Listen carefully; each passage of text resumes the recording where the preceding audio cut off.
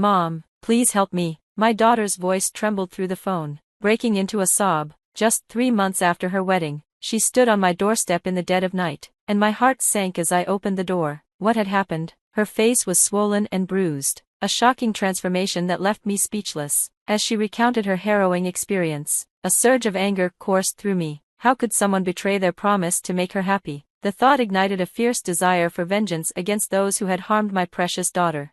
I'm Linda, 50 years old, a single mother who raised Emma on my own after our divorce when she was just a child. Despite her reserved nature, Emma possesses an indomitable spirit and an incredible work ethic. Her relentless determination earned her a job at her dream company, a testament to her resilience. Emma has always been my beacon of hope, inspiring me to push through even the darkest moments. So, when she said, "There's someone I want you to meet," I felt a flutter of excitement in my chest. The man she introduced me to was Jack, a dashing figure in a well-tailored suit, 7 years her senior and working for one of their client companies. He greeted me warmly, and at first glance, he appeared serious and sincere. "I'm here to ask for your blessing to marry Emma," he stated almost immediately after his introduction. My heart raced. Emma was only 23, and they had been dating for a mere 6 months. I had anticipated simply meeting her boyfriend, and I was caught off guard. "Isn't it a bit early for such big decisions? You're both still so young," I gently tried to dissuade them. Jack straightened his posture, locking eyes with me. "I can't imagine my life without Emma. She's one of a kind," he said, his earnestness palpable. "Mom, please, we really want this," Emma chimed in, her eyes pleading. Seeing their shared determination, I felt a wave of support welling up inside me. Moved by their passion, I ultimately gave my blessing. "Thank you, I promise to make Emma happy," Jack exclaimed, a broad smile spreading across his face. Watching my daughter gaze at him with such joy filled my heart with warmth. But deep down, a flicker of unease lingered. Was I making the right decision? It felt too soon, but I reassured myself that all parents experience mixed feelings when their children marry. We met Jack's parents next, and everything seemed to flow smoothly toward the wedding. As only children, Jack and Emma were showered with love, and his parents, who had always wished for a daughter, adored her. "Mom, I'm considering moving in with Jack's parents after we're married," Emma said one day. While I appreciated that they liked her, the thought of her living with in-laws concerned me. "Are you sure about that? I've heard it can be quite challenging," I cautioned gently. "I get along great with them, and Jack will be there. I'll be fine," she reassured me. Knowing how well loved she was, I decided to trust her judgment. Besides, their home was only a 20-minute drive away, allowing me to be there quickly if needed. As the wedding day came and went, Emma embarked on her new life with Jack. I thought she would be thriving, but a month later, something felt off. Her daily messages dwindled, and when I reached out, replies became scarce. Concerned but wanting to respect her space, I hesitated until I could no longer ignore my worries. I called her cell. "Hello?" To my surprise, it was Jack who answered. "Could I speak to Emma?" I asked, my heart racing.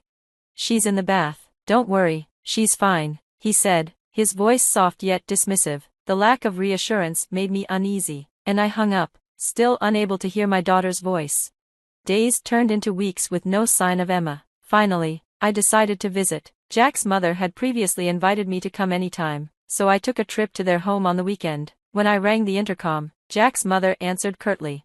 "Emma isn't here, she's out with Jack." "I'm sorry for coming unannounced. Do you know when they'll be back?" I asked, trying to maintain politeness.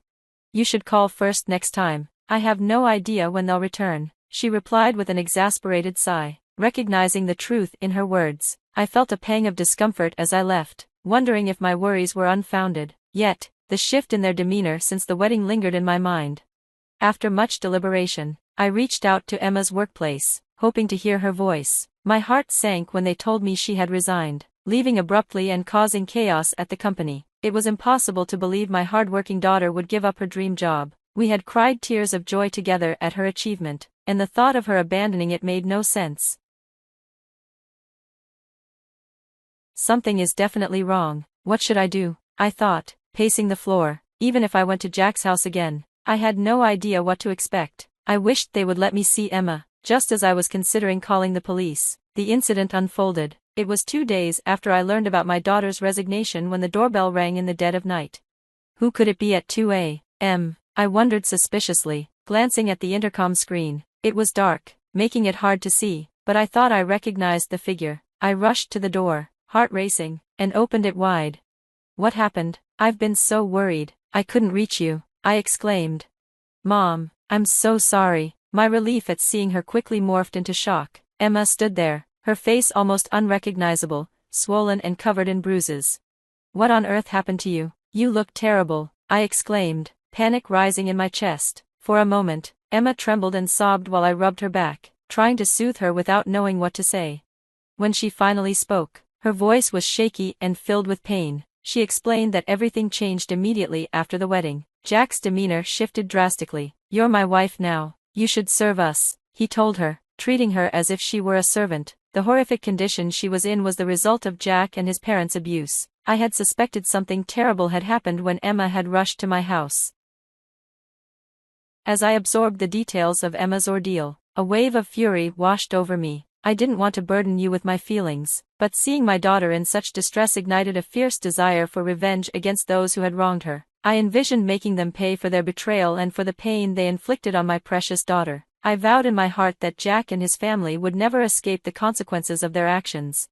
For now, I let Emma rest and decided to confront Jack's family. At dawn the next day, we first went to the hospital to have her injuries treated before driving to their home. As expected, chaos erupted when they noticed Emma was missing. "So you took her after all?" Jack's father barked angrily when he recognized my voice on the intercom. "Can you explain why Emma is in this condition?" I asked, my voice steady but stern. Unfazed by my question, Jack's mother quickly led us inside, casting furtive glances at the neighbors. The three of them hesitated for a moment but soon revealed their true colors. Jack's mother glared at Emma and sneered. "We were just disciplining her a bit, she wasn't pulling her weight around here." "What do you mean, Jack? Didn't you promise to make my daughter happy?" I shot back. "That promise came with conditions. She was supposed to fulfill her duties as a wife, but she was too busy with her job. That's why I submitted her resignation letter," Jack replied coldly. Emma hadn't quit willingly. Jack had done it without her knowledge. Tears streamed down her face as she explained that by the time she found out, it was too late. Jack resented her for working late, even though she was thrilled to be employed at her dream company. "That's not my concern. If she can't balance both, she has to quit," Jack retorted, as if he had done nothing wrong. "Exactly. The other day, it took her an hour just to make dinner. She can't manage a single household chore," Jack's father chimed in, joining the attack. My daughter trembled, and I felt my heart break for her. "Couldn't you have helped her, Jack's mother?" I asked, desperately. Jack's mother crossed her arms defiantly. "When I came here as a bride, I was made to do everything and told to learn through experience." "Right, it's all about generational change," Jack's father added, as if justifying their behavior. They nodded at each other, clearly believing they were in the right. Jack's mother had pushed all the household responsibilities onto Emma while doing as she pleased. Meanwhile, Jack's father, already retired, monitored Emma's every move, interfering with everything she did.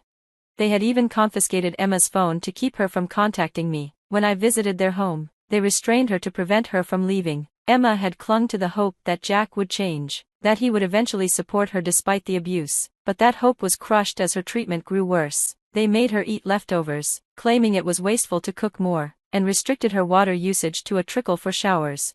When Emma finally spoke up, insisting that this treatment was unacceptable, it led to the horrific injuries she bore. In response to her objections, they slapped her hard, calling her insolent, and took turns beating her, determined to re-educate her. After enduring this nightmare, Emma escaped in the dead of night while they slept, walking over an hour to reach me, fearing for her life. How could they have treated her so cruelly after once doting on her? I couldn't comprehend it. As I confronted them, my voice rising with anger, the three of them exchanged glances and smirked. "From the start, I just wanted a wife who would obey me. Emma was meant to be my servant," Jack said nonchalantly, his mother nodding in agreement. "Well, she must have learned her lesson. Why don't we give her another chance?" Jack's father suggested, chuckling with his wife. Their laughter filled the room, and I felt the rage boil over within me. "I can't let this go," I shouted. Before I could respond further, Emma spoke out, her voice steady despite the fear in her eyes. "How dare you speak to us like that?" As Jack lunged toward her, I swiftly restrained him, pinning him to the floor. He thrashed beneath me, his parents staring in shock at my quick movements.